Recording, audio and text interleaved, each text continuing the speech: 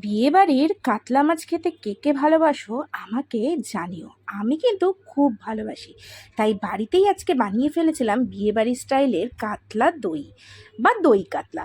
তো দেখছো এখানে আমি বড় বড় সাইজের কাতলা মাছ নিয়ে নিয়েছি, আর সবগুলোই কিন্তু পেটি নিয়েছি, কারণ বিয়েবাড়িতে এই কাতলা মাছের পেটি খেতে কিন্তু অসাধারণ লাগে। তারপরে এই মাছগুলোকে ভালো করে নুন, হলুদ, লঙ্কার গুঁড়ো আর একটু লেবুর রস দিয়ে 10 থেকে 15 মিনিট ম্যারিনেট করে রেখে তারপরে গরম গরম সর্ষের তেলে কিন্তু এটাকে ভেজে নেব। তো দেখতেই পাচ্ছ আমার মাছগুলো এখানে ভাজা হয়ে গেছে, আর মাছটা কিন্তু বেশ তেলওয়ালা ছিল, মানে যেরকম আর কি বিয়েবাড়িতে বড় কাতলা হয় তো সেরকমই।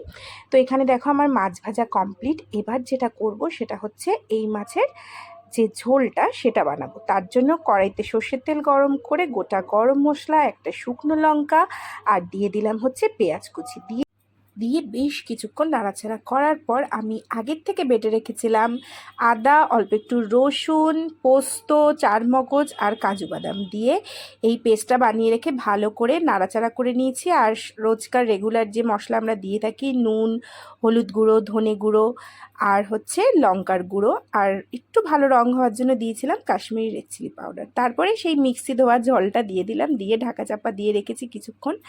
তারপর মশলাটা তেল ছেড়ে দিলে এর মধ্যে আমি দিয়ে দিলাম অল্প পরিমাণে টক দই, আর টক দইটা দিলেই কিন্তু রান্নার স্বাদটা একদম পরিবর্তন হয়ে যায়। এরপর পরিমাণ মতো জল দিয়ে ঝোলটা ফুটে উঠলে একে একে যে মাছগুলো ভেজে রেখেছিলাম সেগুলো দিয়ে দেবো। নামানোর আগে দিয়ে দেবো ঘি আর গরম মশলার গুঁড়ো, দিয়ে বেশ কিছুক্ষণ ঢাকা চাপা দিয়ে রেখে দেবো গ্যাসের ফ্লেম অফ করে।